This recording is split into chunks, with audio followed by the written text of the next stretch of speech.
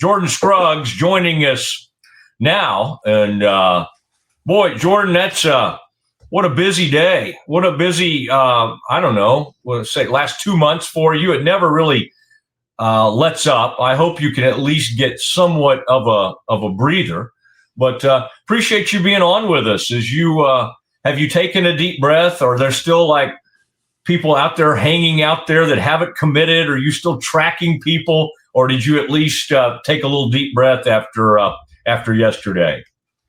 I've been able to take a little bit of a deep breath. I cover University of Texas recruiting. They entered Wednesday holding 25 commitments. They ended up signing 23.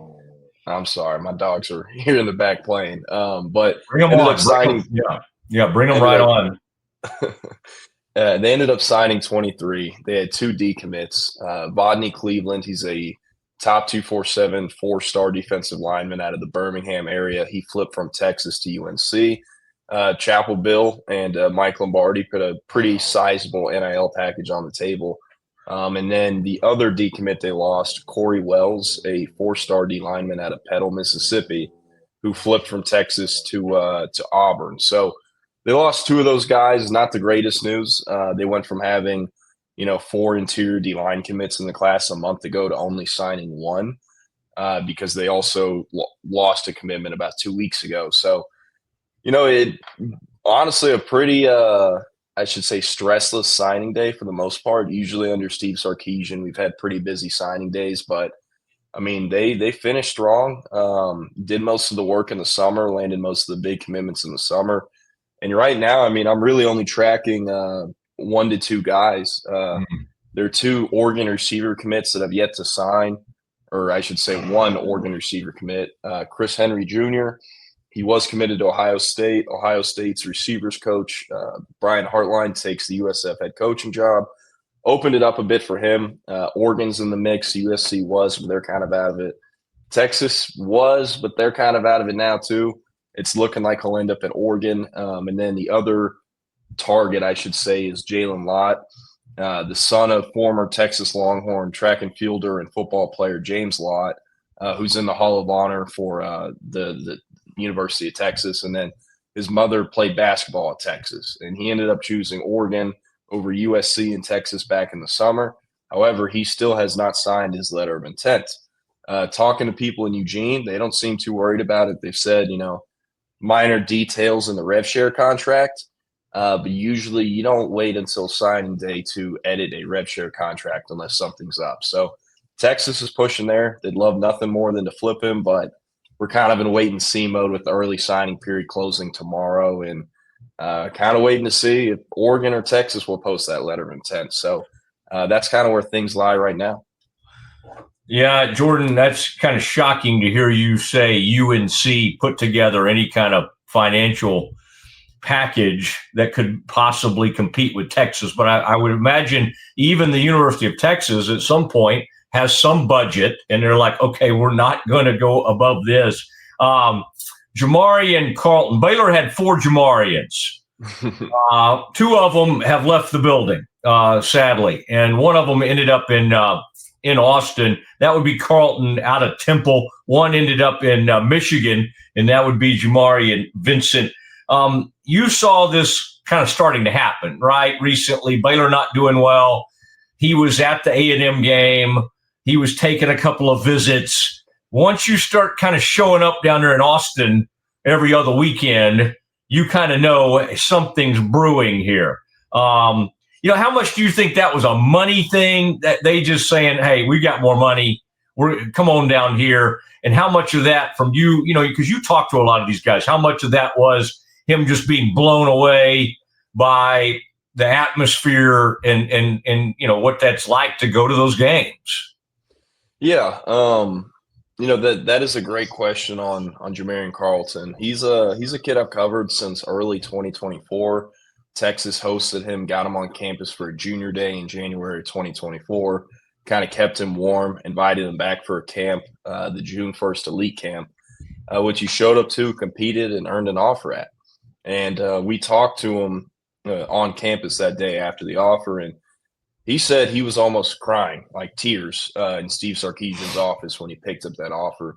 Jaryian Carlton isn't a kid who really grew up watching a ton of college football, and he didn't have a team. But when college football was on the TV, it was the Longhorns who were playing. So they were the early leader for him. They were leading ahead of Baylor at an earlier time in the recruitment. As we got into the fall of his junior year, Texas still had a really good spot. But once we got into the spring, Texas kind of dropped back a bit. The communication level died down a bit.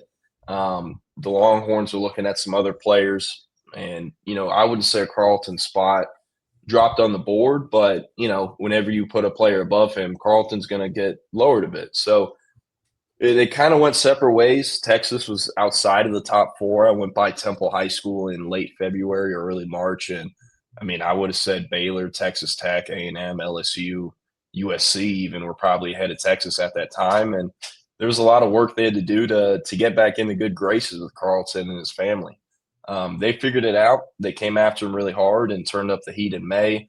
He ended up scheduling an official visit to Texas and had a great official visit at Texas. He's told me he did not silently commit there. Several sources that were at Texas, either on the visit or hosting the visit, did. And we felt really good about, him and Texas eventually ending up together. And then A&M. He had an A&M visit the weekend after Texas. A&M canceled the visit because they heard he silently committed to Texas, which I guess is neither here nor there. It's wild strategy from the Aggies, in my opinion. But the last OV was to Baylor. It was the final official visit of the month of June he was taking, the final OV he was taking in the month of June, and they crushed it. That was when they had already landed London Smith. They already had Jam Vincent in the class. And Baylor was making the really big push to keep all the 254 area kids home and in Waco. It resonated well with him. And I believe he ended up committing to Baylor on July 10th, if I'm not mistaken, and Texas was who finished second.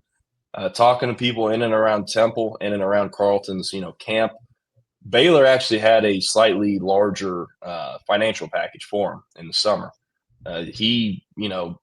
Texas, it was definitely in the ballpark.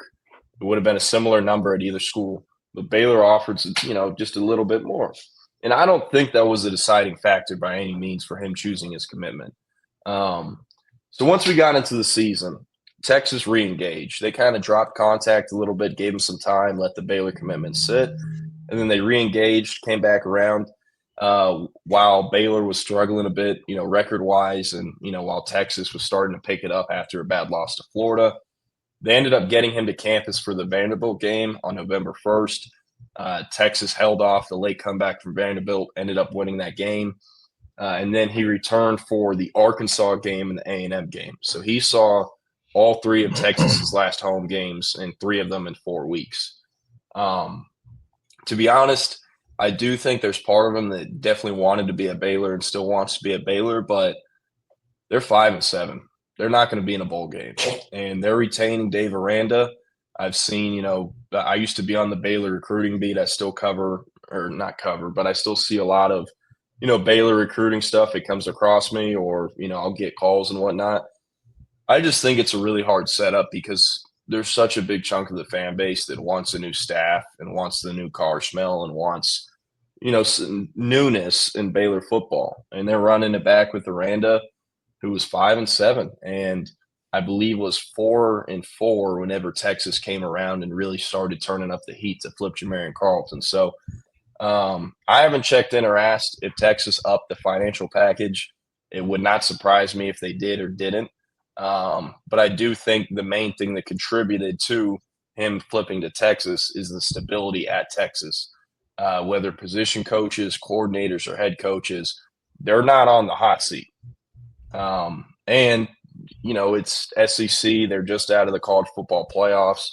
Baylor, hasn't really been at that level since the 2021 Big 12 championship season. So I think there are a lot of things that led to it. And, that was the best I could do, kind of trying to summarize it up. But, hey, we're here now. Jaryian Carlton's a Longhorn. I know, they lost Jamarian Vincent as well, Jordan Clay. I believe those were their 3 top-ranked commits. So it's been rough going for Baylor, but that is that's what can happen when you retain a coach that a lot of people do not want there anymore. So rough times in Waco for recruiting. Yeah. Yeah, well, that's a good timeline. My gosh, you did follow that one pretty closely, I would say. Jordan Scruggs, a recruiting analyst for Horns 247 at 247 Sports. You can follow him at J Scruggs. It's two G's S 247 for the latest news. What since you have a good feel for a lot of those players that ended up in Baylor's class, it was interesting. Kid out of Baton Rouge or kid out of Louisiana, Tyrone Morgan, is someone the coaches said has been kind of inspirational, and he's been sending. I think it's weird. Some of the recruits, I think, are feeling like they need to pick up the fan base. Right? You talked about how downtrodden the Baylor fan base, and by the way, that's very accurate. But of Quinn Murphy and London Smith, who you mentioned earlier from University, like who are the players that did go ahead and sign? They lost five. You said Texas lost two. They're late. Baylor lost five, right? Leading up to the day. But of those guys who did sign, Jordan, who should Baylor people be most excited about? Rylan Morris is someone that decommitted from Baylor to go to Stanford and flip back to Baylor in his commitment. And there's some thought that he could be a really nice throw to him out of the backfield, use him in the slot. There's a lot of different things you can do to him with him as a running back. Which of these kids in your mind could have the biggest impacts at Baylor? It's hard not to say Jalen Battle, the top-ranked prospect in Baylor's recruiting class or signing class, I should say, since they all signed. Really strong interior D lineman from Oklahoma. He's at Santa Fe in Edmond, Oklahoma. Kind of an intriguing recruitment. I mean, Baylor, they didn't have to beat out Oklahoma for an in-state kid. And A&M, Texas, I don't think ever offered this kid, or at least Texas didn't, but tremendous prospect. I mean, really good. He has some similarities to the late Alex Foster as far as a play style, body type perspective. I think there's a higher floor there with Battle than there was with Foster. But he's a guy who should be able to, I think, contribute day one, at least rotate in. We'll see.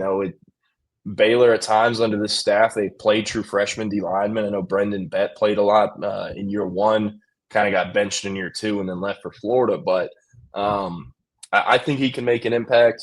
I like London Smith a lot. To be honest, I like a lot of people hoped he would stay at safety, but I don't blame him. If you're good enough going both ways, usually those kids want to catch touchdowns and not defend against them. But that's a great get for them. And I mean, local kids staying home is always a big deal. Obviously, I believe his father is a track coach there, or still is, and then played basketball there and football there. And then I believe his mom has a job at the university as well, is also an alum. So it's notable they kept him. I know Texas Tech was making a really big push there lately.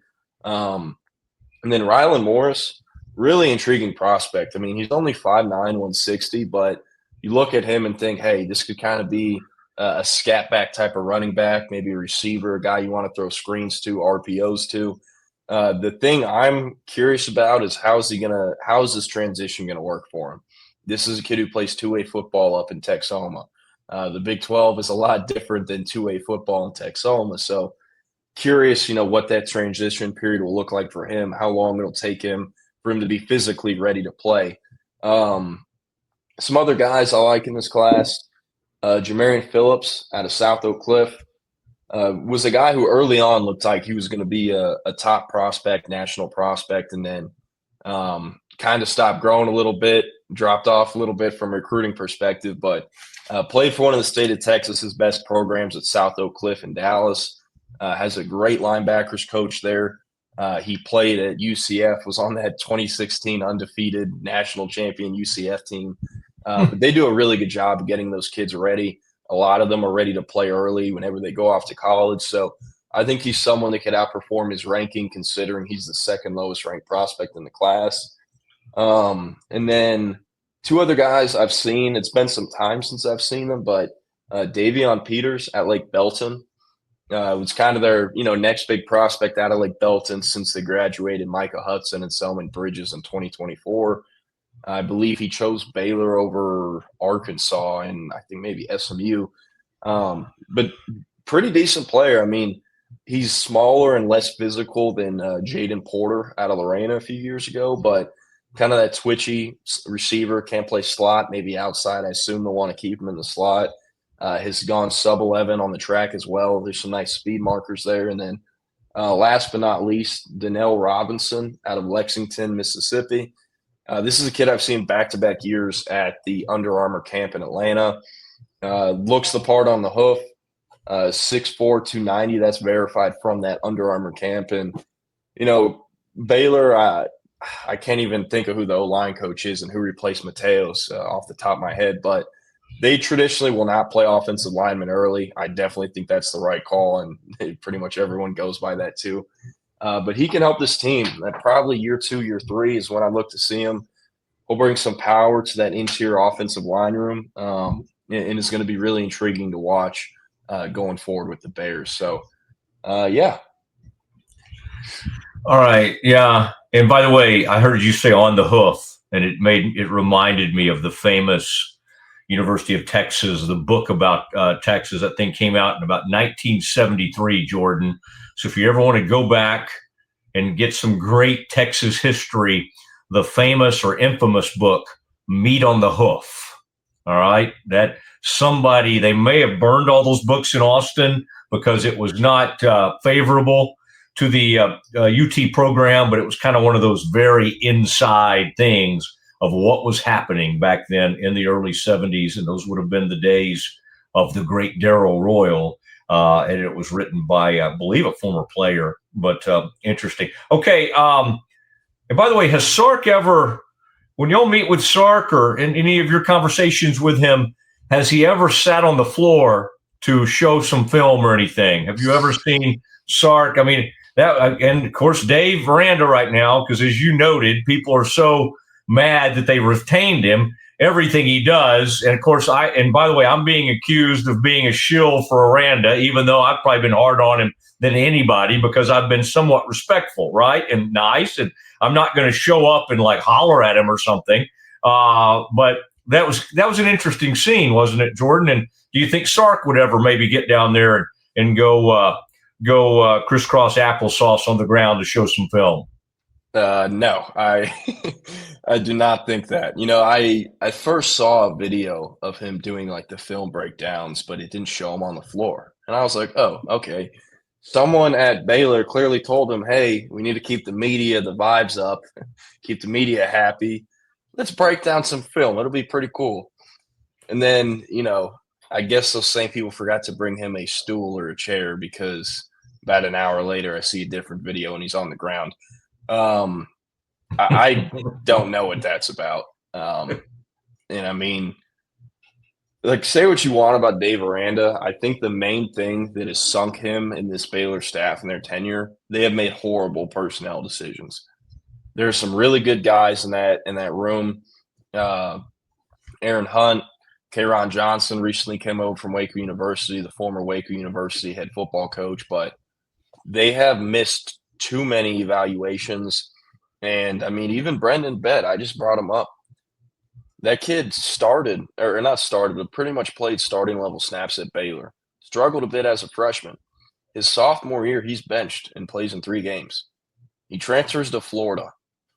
And he is like 3rd in snap count on the year for Florida, one of their highest graded defensive linemen.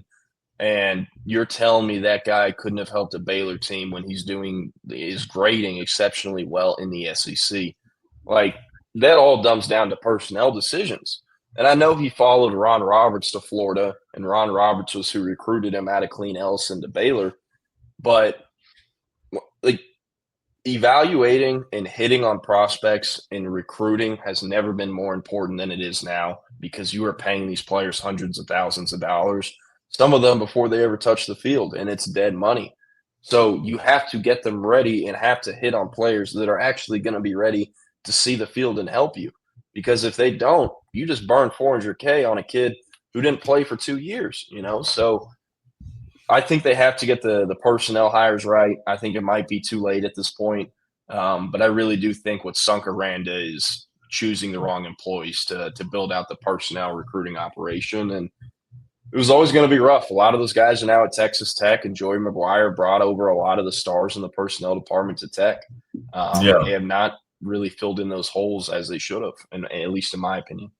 Well, you heard Joey talking about it in one of his interviews about how Blanchard, Joey has the final say, but they've kind of eliminated a lot of the old, okay, let the position coaches, then throw it to the coordinators, and then it could stop if the coordinators don't like him or don't like them. And so Blanchard brings him, and they have such a trust.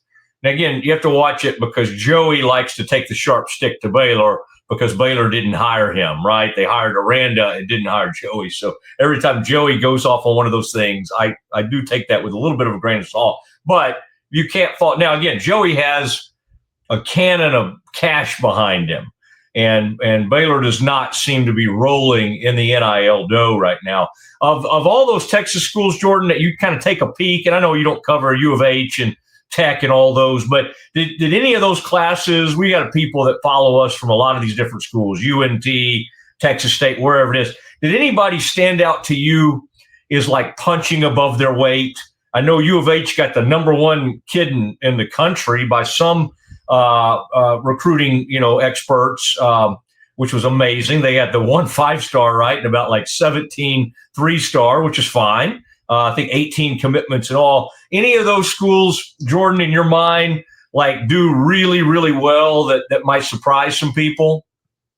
Yeah, I think SMU and Houston are the first that come to mind. I mean, Texas Tech, obviously, but that's less under the radar now that, Cody Campbell's commercials are playing on everyone's TVs during games. But with Houston, I mean, it starts with Keyshawn Henderson.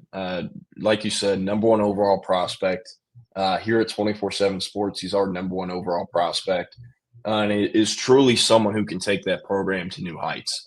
And I can't wait to see him do it. I mean, this is a kid who, like, I know people that coached him in middle school and when he was in elementary school playing Pop Warner. His entire life, he said, my dream school was Houston.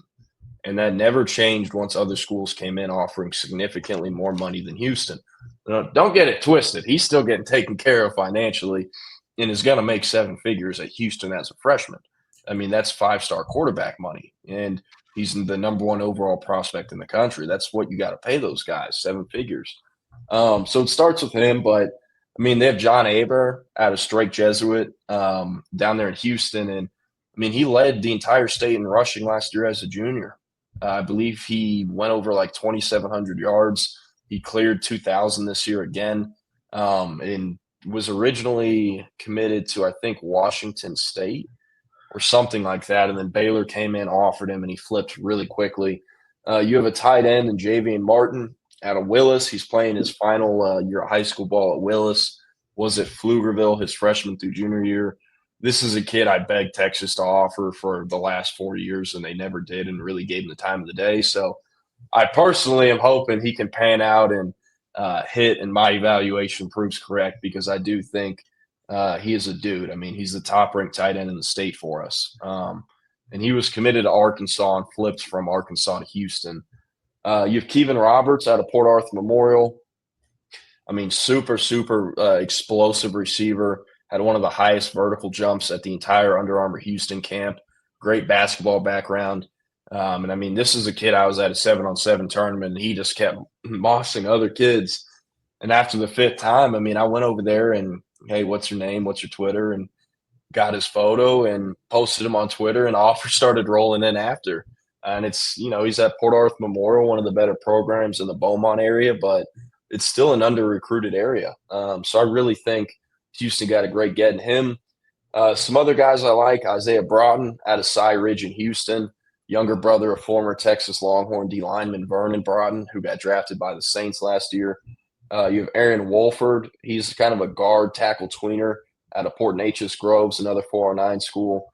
And then a kid I really like, Rhett Gray out of Weatherford, west of Fort Worth. He was committed to TCU, chose TCU over Houston right down the road. And then flipped to UH. Long-term kind of project, but, I mean, 6'7", 290, actually 6'7", verified 6'7", barefoot. comes from a basketball background, athletic, probably a year away from being a year away, but he's a guy that, you look up in 3 years if Houston figures it out with Keyshawn Henderson, the rest of this class, and it's, man, how did they get Keyshawn Henderson? How is he playing this well? And then you figure out their left tackle is this kid that got developed. And if he does get developed, he can be an NFL player. He has traits. So I like Houston's class a lot. Some other fun players like Xavier Fleming out of Louisville, Troy Pless, another Colleen Shoemaker kid. And then for SMU, I like their group a lot. I mean, for 2 years in a row, they've signed a better offensive line class than Texas has. And that's not just me saying that, opinionating. Like, that is backed up by the stars and rankings as well.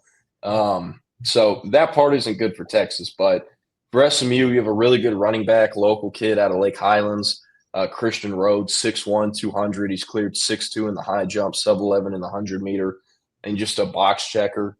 Evan Goodwin out of Arkansas, a 4-star offensive tackle. He can come in and play day one. They've recruited that room pretty well, so I doubt he will, but he can help them. And then Aljor Miles out of Kaufman, 4-star receiver, who Texas wanted really bad too, and committed to SMU, shut it down, never looked elsewhere. So a good group at SMU. Houston, Baylor, it's only a 12-man class. You want bigger numbers, but I do think it's a pretty solid class. A&M has a really good one, a lot of out-of-state kids. Texas is a solid. Definitely would have been better if they kept those 2 D linemen, but it's still pretty good. And then in the group of 5, I mean, UNC had a class I really liked a lot. And, now none of those kids signed, and half of them signed with Oklahoma State. So feel bad for the Mean Green. They've been picked apart. But yeah, a lot of talent in the state of Texas. It's great information. I went to Kaufman. I played at Kaufman, played basketball actually, but I played with Miles's cousins or uncles, and I tried to get Baylor, and of course I'm sure they thought, well, Mosley's a Kaufman guy. He's just pushing this kid. And of course the kid can play like crazy. So, and Christian Rhodes plays where my daughter went to high school, and I can see the field right out my window right now. And he's a different cat. He's a loner. He is not like I think they had to do a social media for him. He's never going to tout himself, but he's also about 6'2", 215 with crazy speed, can catch the ball out of the backfield, as you well know. And that was a guy I think Texas tried to kind of at least take a peek at and get down there a little bit. But I think SMU did a good job of kind of locking him down, making sure the money was right and all that kind of thing. So that'll be fun to see him stay in the Dallas area and hopefully star for SMU. But that's a great player in Christian Rhodes. So, hey, I loved having you, man. This is, Will's a good buddy of mine. And I had him on a lot, and I've always heard great things about you. So, and boy, you did not disappoint. For years, I had Mike Roach on signing day. And of course, yesterday was crazy because Aranda was doing all that stuff and I was down there. But you're my man from now on. All right. You got to, Jordan, I want you to plug me in for next year. All right. Get me on that crowded calendar. So thank you. Can the dog come on real quick? I wanted to get a look at that dog that you said was, what do we got there? I got you. We got, the other one won't get up. He's older and lazy. Oh, that's good. Oh, that's a good puppy dog. Oh yeah. Will that dog get out and hunt? Will that dog hunt a little bit, or is it just kind of a house dog? Nah, he's a domesticated house dog. Yeah. He can't even point correctly. So no, he's not going hunting anytime soon. That's what some football coach said about. Oh, I forgot what it was. He said he's like a dog on point. I always love that when they would get in some hunting, some good hunting references. Jordan, have a great one. Get a little rest at some point, but great information, and we really appreciate the visit. Yes, sir. Appreciate you. Thank y'all so much. You bet. Jordan Scruggs, Horns 247, and they do a really good job over there. And then my buddy Chip Brown, that's where he is, and Chip comes on to talk Longhorns. But when it comes to kind of knowing these kids, I mean, Scotty, that was an interesting. The Jaryian, I didn't know. Again, I knew he used to do some Baylor stuff. Will Turboff was kind of my Baylor guy back when I was at ESPN Central Texas. But man, Jordan has followed that one really closely. And I wish the best to Carlton. I mean, I hope it works out. But wasn't that interesting to see the moments where it was like, okay, Texas kind of lost out on them, and they weren't even in the top 5, and then they got back in. And that's an interesting perspective, because while I do think Texas may have sweetened the pot at the end, I would totally believe that. Baylor was giving him quite a bit of money, the Temple kid, to stay. So I don't think we can always just write everything up to, well, we got money whipped. Okay, Michigan money whipped us, and Texas money whipped us. I mean, and boy, his stuff on the Baylor personnel, again, it's easy to kick people when they're down. I get that. And so I want to temper all that, but very interesting comments of Baylor maybe missing on some personnel decisions. I mean, they thought Caden Jenkins was going to be an unbelievable cornerback, and he was as a freshman. And now they've had to dismiss him 2 years later.